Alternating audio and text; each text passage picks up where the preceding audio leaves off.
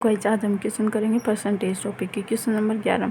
यदि चीनी के मूल्य में 22% की वृद्धि हो जाए तो कोई व्यक्ति अपने खर्चे में केवल 12% की वृद्धि ही करना चाहता है तो उसे खपत में कितना प्रतिशत की कमी करनी चाहिए, दशमलव के एक स्थान तक हमें बताना है।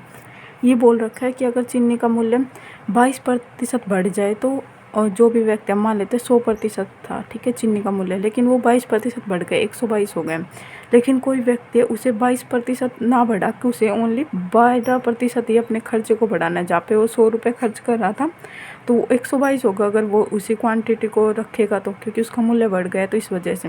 लेकिन वो 122 ना करके वो ओनली 12% ही बढ़ाना चाहता, मतलब 100 से वो 112 ही करना चाहता है, तो उसे अपने खपत के अंदर कमी करनी पड़ेगी। ठीक है, तो हमें बताना है कि उसे खपत के अंदर कितनी प्रतिशत कमी करनी होगी। तो 100 से 122 हो गया तो उसे ओनली 12% ही बढ़ाना है अपने खर्चे को, तो उसे खपत कितनी कम करनी पड़ेगी, 10%। और कहाँ से ये कम करनी पड़ेगी, 122 से मल्टीप्लाई बाई 100, तो ये कट जाएगा, इसे कट कर देंगे। पहले 2 से ही कट कर देते हैं, 2 5 10, 2 6 12, 2 एकम 2, तो 500/61 हो जाएगा।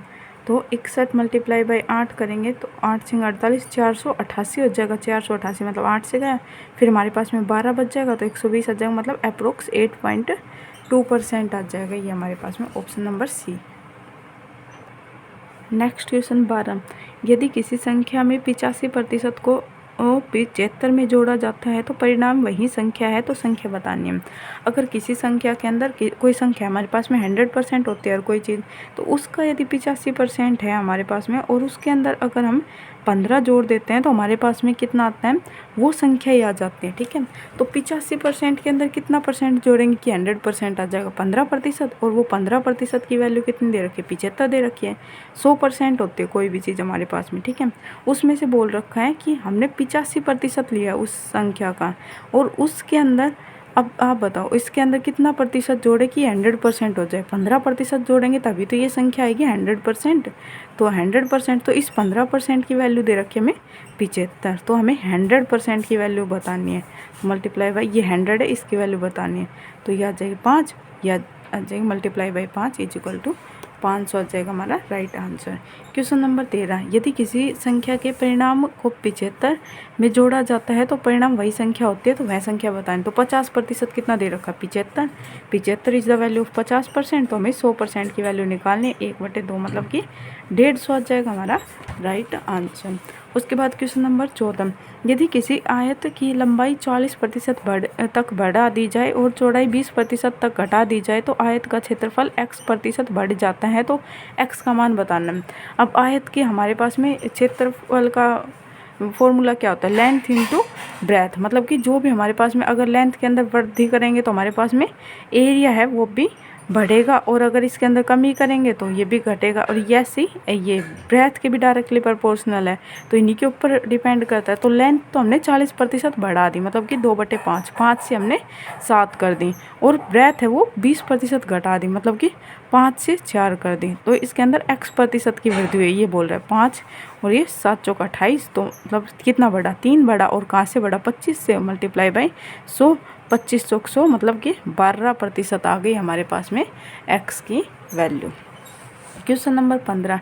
यदि किसी संख्या के 62% और 80% के बीच का अंतर 198 है तो उस संख्या के 92% और 56% के बीच का अंतर हमें ज्ञात करके बताना है। अब कोई संख्या दे रखी है हमारे पास में, उसके 92% और 80% के बीच का डिफरेंस दे रखा है 198, तो इन दोनों के परसेंटेज के बीच में डिफरेंस निकाल लेंगे, क्योंकि ये हमारे पास में दे रखा है इनकी अंक संख्या के बीच में, तो परसेंटेज के बीच में डिफरेंस हो जाएगा 62 माइनस 62 को 80 में से माइनस कर देंगे तो आ जाएगा 18, तो 18 की वैल्यू दे रखे हैं 198 इज़ द वैल्यू ऑफ 18, और हमसे पूछी किसकी है 56 और 52 के बीच का डिफरेंस की, तो ये इन दोनों के बीच का कितना आएगा 36, तो 18 दूनी 36, और इसको मल्टीप्लाई कर देंगे तो ये हमारे पास में आ जाएगा 396 आ जाएगा हमारा राइट आंसर। उसके बाद में क्वेश्चन नंबर 16। सोनू अपनी आय का 15% बचा लेती है। यदि उसकी आय में 20% की वृद्धि होती है और वह अब भी अपने पहले जितना ही बचत करती हो तो उसके खर्चे में कितने प्रतिशत की वृद्धि हो जाएगी, हमें दशमलव स्थान तक बताना है।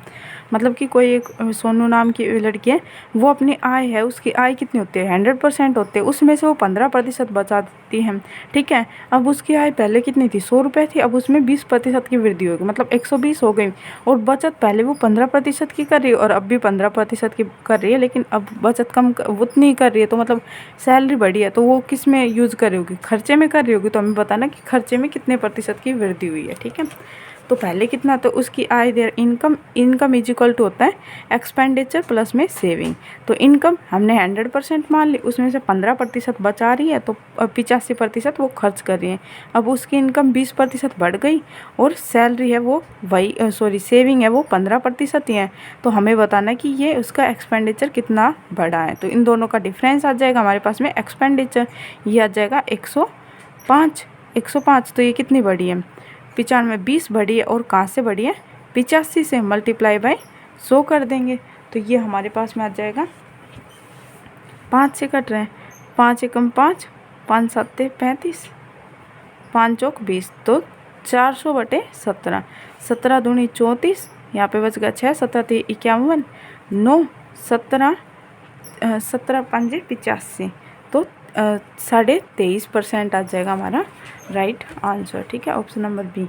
क्वेश्चन नंबर 17, यदि ए की आय बी की तुलना में 60% कम है और ए का व्यय है बी के व्यय के 60% के बराबर है, यदि ए की आय बी के व्यय के 70% के बराबर है, तो ए और बी की बचत का अनुपात बताना है। जो ए व्यक्ति है उसकी आय है वो 20 से 60% कम है। अगर बी की आय 100 है तो इसकी कितनी है 40 ही है, और ए का जो खर्चा है वो बी के खर्चे के 60% के बराबर है। अगर ये 100 है तो इसका कितना आएगा, एक का खर्चा 60 आएगा। ठीक है, और एक की जितनी भी आय है वो बी का जितना खर्चा हो रहा है, जितना 100 हो रहा था, तो उसका 70% है, मतलब 70 है। ठीक है, तो हमें ए और बी की बचत का अनुपात निकालना है।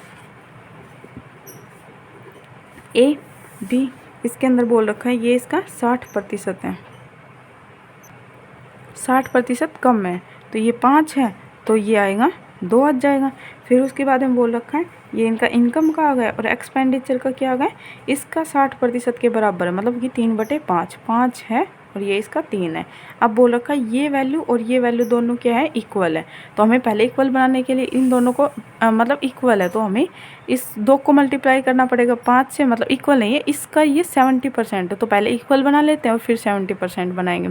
तो इस टर्म को 5 से मल्टीप्लाई कर देंगे, इसको 2 से कर देंगे, तो हमारे पास में कितना आ जाएगा 10, और यहाँ पे भी आ जाएगा 10, यहाँ पे 25 और यहाँ पे 6 आ जाएगा। लेकिन हमें ये इक्वल नहीं बनानी, इसका 70% ही होना चाहिए।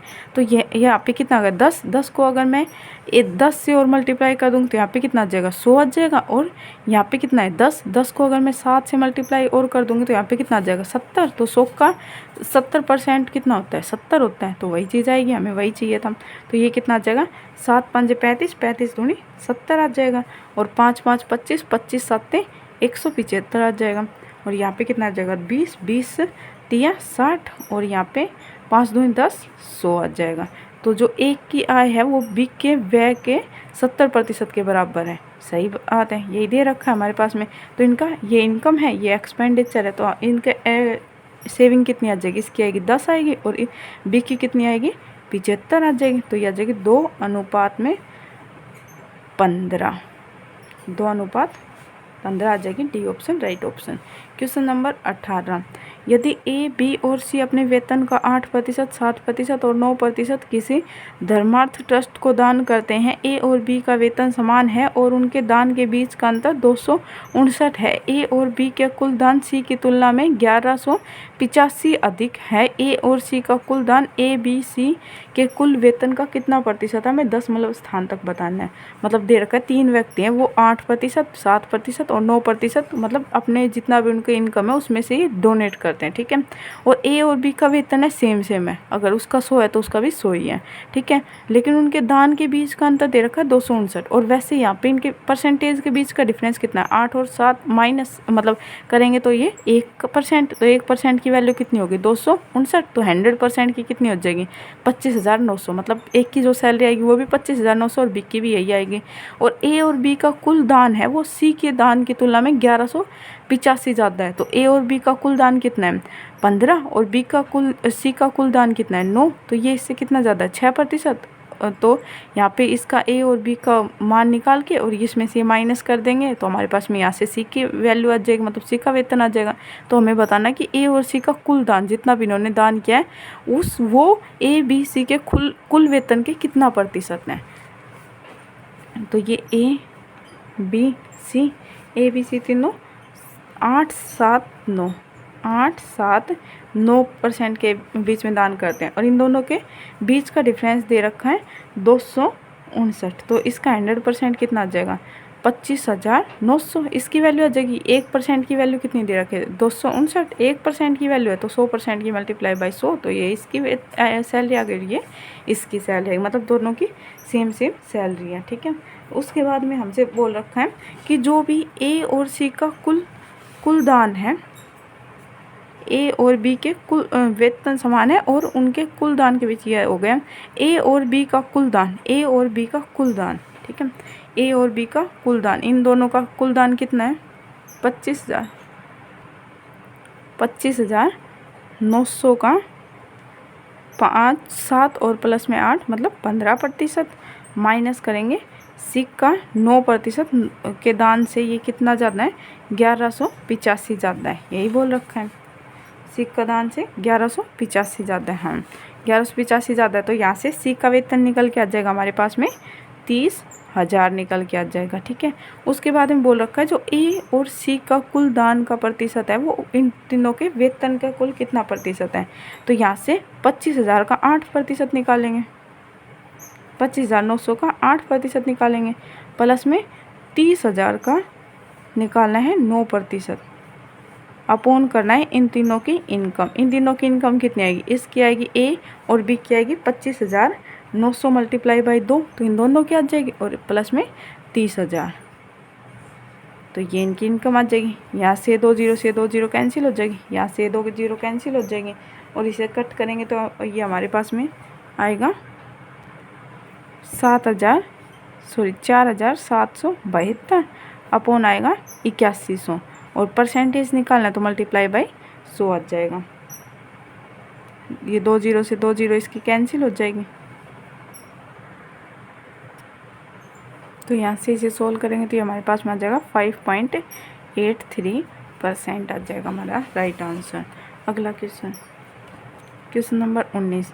यदि एक परीक्षा में जिसमें पूर्णांक 50 था ए को बी की तुलना में 25% अधिक अंक प्राप्त हुए, बी को सी की तुलना में 60% अधिक अंक प्राप्त हुए और सी को डी की तुलना में 20% कम अंक प्राप्त हुए, ए को 80% अंक मिले हैं तो डी को कितने प्रतिशत अंक मिले हैं। देखो एक परीक्षा दे रखी है, उसके अंदर कितने पूर्णांक थे ये इसकी हमें कोई ज़रूरत नहीं है। ठीक है, उसके बाद में बोल रखा है एक को है वो बी की तुलना में 25% अधिक अंक मिले हैं। ठीक है, अगर एक को मिले हैं 4 तो बी को मिले हैं 5।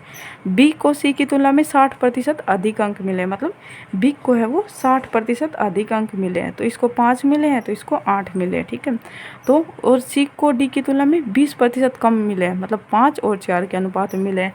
यदि ए को टोटल अंकों का 80% मिला है तो डी को बताना कि कितना प्रतिशत अंक प्राप्त हुए हैं।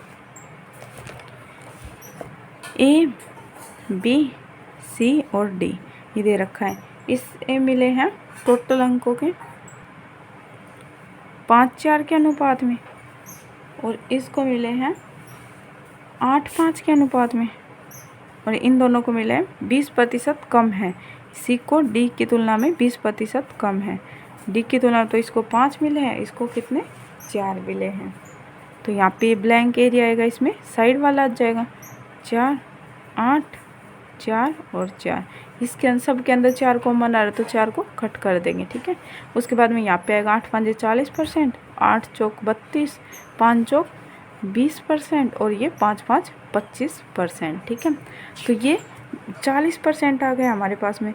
40% मतलब 40 अंक आ गए। 40 अंक का हमारे पास में कितना दे रखा है 80%, सॉरी ये अंक आए परसेंटेज नहीं आए। ठीक है, तो 40% की वैल्यू हमारे पास में कितनी दे रखी है 80%, तो 100% की वैल्यू हो जाएगा हमारे पास में 5 4 0, मतलब 50 अंक और 50 में से उसे 25 आए हैं तो कितने प्रतिशत कम आए? तो 50% ही कम आए। तो ऑप्शन नंबर हमारा सी हो जाएगा राइट आंसर। अगला क्वेश्चन नंबर 20। ए और बी अपनी आय का क्रम से 60% और 75% खर्च करते हैं। यदि ए की बचत बी की बचत की तुलना में 20% अधिक है तो ए की आय बी की आय की तुलना में कितने प्रतिशत कम है? बोल रखा है ए है वो अपनी आय का 60% और बी है वो 75% खर्च करता है। जो ए की बचत है वो बी की बचत की तुलना में 20% अधिक है, तो ए की आय बी की आय से कितना प्रतिशत कम है ये बताना है हमें। ए और बी दे रखे हैं, ए दे रखा है बी। एक का जो आय है वो 60% है और बी की आय है वो 75% है। ठीक है, उसकी सेविंग की है जो ए की बचत, यदि ए की बचत बी की बचत की तुलना में 20% अधिक है। यदि इसकी 5 है तो इसकी कितनी है? 6 है। ठीक है, तो देखो हमारे पास में कोई भी चीज़ होती है 100% होती है, अगर उसने उसकी एक्सपेंडिचर खर्चे का अनुपात दे रखा है। ठीक है, ये खर्चे का दे रखा है। अगर उसने 100 में से 60 रुपये खर्च कर दिए तो उसके पास में कितना प्रतिशत बचा? 40%। और उसके पास रुपए में कितना बचा है? 6 बचा है। तो 40% की वैल्यू कितनी दे रखी है? 6 दे रखी है। तो 100% की वैल्यू निकाल सकते हैं हम, और यहाँ से भी हम 100% की वैल्यू निकाल सकते हैं। यहाँ पे 75% उसने खर्च कर दिया तो उसके पास में बचा कितना? 25%, और 25% की वैल्यू हमारे पास में दे रखी है, तो यहाँ से 100% की वैल्यू निकाल लेंगे। तो इस जगह 20 दूनी 5 और 2 तिया 6, मतलब कि 15 आ गया, और यहाँ पे 25 चौक 120 आ गए।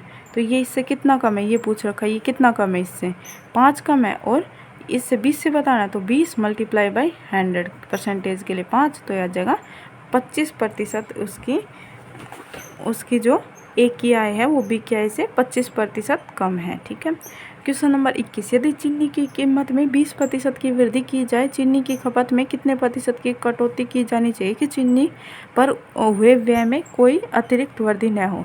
देखो इस टाइप के अंदर हमारे पास में अगर ए की वैल्यू दे रखी है और हमारे पास में यहाँ पे वृद्धि हो रही है, तो 20% का फ्रैक्शन कितना होता है? 1/5। तो हमें अगला वाला फ्रैक्शन लेना होता है, मतलब कि ये डिनोमिनेटर हमें न्यूमरेटर के अंदर ऐड कर देना होता है। तो यह जगह 1/6, और 1/6 की वैल्यू कितनी होती है? 16 से ही 2/3% हमारा राइट आंसर हो जाएगा। और वहीं पे अगर ये कमी हो रही होती 20% की तो 1/5, तो इस डिनोमिनेटर को न्यूमरेटर में से माइनस कर देते तो 1/4, तो मतलब कि यहाँ पे 25% की कमी करनी पड़ती। ठीक है, अगर वृद्धि हो रही है तो इसको ऐड करेंगे, लिखेंगे न्यूमरेटर के अंदर, और अगर कमी हो रही है तो इसको माइनस करके लिख देंगे। तो हमारे पास में ए ऑप्शन राइट ऑप्शन हो जाएगा। Question number 22।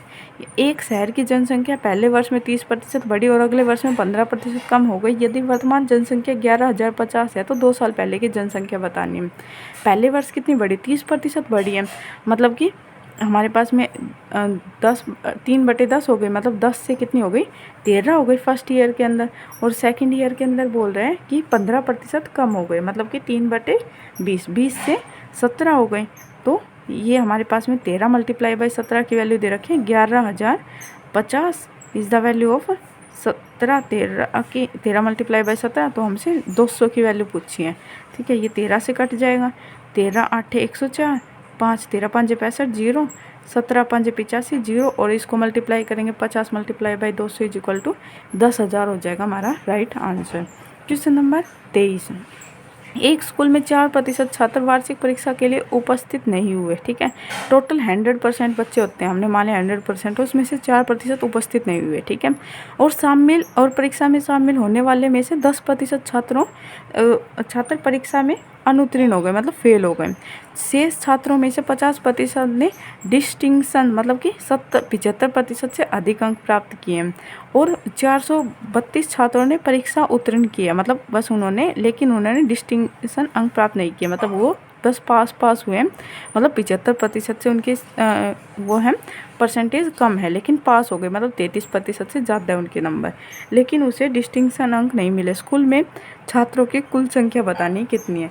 तो टोटल हमने मान लिया 100% में से कितने परसेंट ने पार्टिसिपेट नहीं किया? 4% ने। तो किया कितने? 96% ने पार्टिसिपेट किया, तो 96 आ गया हमारे पास में। तो n इज इक्वल टू हमने मान लिया टोटल नंबर ऑफ स्टूडेंट्स कितने 100 है, ठीक है। तो उसके बाद में 4% उपस्थित नहीं हुए, मतलब 96% आए उसमें से n में से, ठीक है।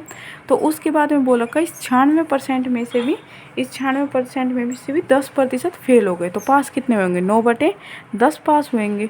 और इसमें से इसके 50% जितने भी छात्र हैं उन्होंने 400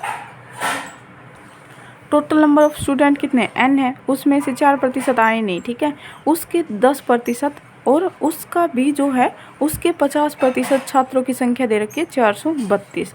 तो इसे सोल्व करेंगे तो ये हमारे पास में जाएगा 5 2 10 0, 4 5 20, 4 2 8, 4 चौक 16, 24 से जा रहा है, 24 से कम 24, 24 8 192, 24 8 192, 9 2 18, और यहाँ पे कितना बच गया 5 2 10। तो n की वैल्यू कितनी आ गई हमारे पास में, यहाँ पे आ जाएगी इज इक्वल टू 10। तो 10 को मल्टीप्लाई करेंगे यहाँ से 100 से, तो हमारे पास में कितनी आ जाएगी पूरे n की वैल्यू 1000, मतलब कि टोटल 1000 बच्चे थे उस कक्षा के अंदर।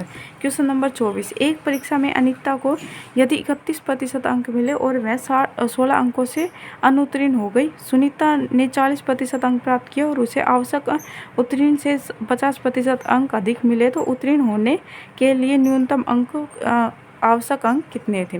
एक परीक्षा हुई है, उसमें एक अनीता नाम की लड़की, उसे 31% अंक मिले, लेकिन 31% लेने के बाद भी वह 16 अंकों से फेल हो गए, ठीक है। और एक सुनीता नाम की लड़की, वो 40% अंक लेते हैं, लेकिन उसे जितने पास होने के लिए अंक चाहिए थे उसे 56 अंक अधिक मिल गए, ठीक है। तो उत्तीर्ण होने के लिए न्यूनतम आवश्यक अंक कितने हैं। देखो हमारे पास में ये मान लेते हैं पूरी ये पास होने के लिए अंक चाहिए होते थे उसे, ठीक है। एक लड़की है, उसे कितने मिले 31% अंक मिले, तो वह फेल हो गई, कितने नंबर से 16 नंबर से वो फेल हो गई। एक लड़की है 40% अंक उसे मिले और वो 53 ज़्यादा अंक मिल गए उसे, ठीक है। तो यहाँ पे यहाँ से लेके यहाँ तक का डिफरेंस कितना है, यहाँ पे उसे 16 कम मिले हैं जितना पास होना चाहिए था उससे, और यहाँ पे उसे 53 ज़्यादा मिले, 53 ज़्यादा मिले नहीं सॉरी 56 ज़्यादा मिले, 56 अंक ज़्यादा मिले जितने पास होने चाहिए था। तो इन दोनों के बीच का डिफरेंस कितना, अगर ये पूछेगी कि तेरे अंक कितने हैं, तो ये यही तो अंक बताएगी, इसके माइनस मतलब कि पास होने से पहले तुझे ये बोलेगी कि तेरे जितने अंक के लिए पहुंचने के लिए मुझे क्या करना होगा। तो ये क्या बोलेगी ये वाली लड़की कि पहले तुझे पास होने के लिए 16 अंक लेने पड़ेंगे और फिर मेरे जितने लाने के लिए उसके बाद में 56 अंक और प्राप्त करने पड़ेंगे, तभी तू मेरे बराबर पहुंच पाएगी। तो यहाँ से यहाँ तक का डिफरेंस कितना हो जाएगा 2 6 7 मतलब 72 का। और परसेंटेज में कितने का डिफरेंस होगा 9 का, तो 100% आ जाएगा हमारे पास में 9 8 72, मतलब टोटल पेपर है वो 800 नंबर का है। तो हमसे टोटल मार्क्स नहीं पूछे कितने नंबर का, इसमें पूछा कि पास होने के लिए कितने नंबर चाहिए। तो 800 का अगर मैं 40% लेती हूँ तो 40% में से मुझे 56 माइनस करने पड़ेंगे, क्योंकि इसे 56 ज़्यादा मिले हैं, तो यहाँ पे 56 माइनस कर देंगे तो मेरे पास में जो भी नंबर आएंगे वो आएंगे पास होने के लिए जो भी अंक चाहिए थे। 8 चौक 32, 320 आएंगे, 320 में से अगर मैं 56 माइनस करूँगी तो ये आ जाएंगे 264 अंक आ जाएंगे। यहाँ पे ज़रूरी नहीं है कि इस 40% से निकाले, यहाँ पे अगर मैं 31% लेती हूँ तो मुझे ऐड करने पड़ेंगे 16, तो भी मेरे पास में 264 ही आएगा आंसर। क्वेश्चन नंबर 15, यदि किसी वृत्त की त्रिज्या में 11% की कमी की जाए तो वृत्त के क्षेत्रफल में कुल कितनी कमी आएगी हमें ज्ञात करके बताना है। अब वृत्त का क्षेत्रफल डिपेंड किसके ऊपर होता है, रेडियस के स्क्वायर के ऊपर डिपेंड होता है। तो यहाँ पे 11 का सक्सेसिव लग जाएगा। तो 11 का सक्सेसिव क्या फॉर्मूला क्या होता है, x + y - x² / 100। तो कितने कमी हुई है 11 की, तो मतलब 11 और 11 कितने हो जाएंगे 22, 22 माइनस 11 का स्क्वायर 121 / 100 करेंगे तो ये पॉइंट आ जाएगा। तो इसमें से माइनस करेंगे तो ये 20.79% आ जाएगा हमारा right answer, option number A. Okay, thank you.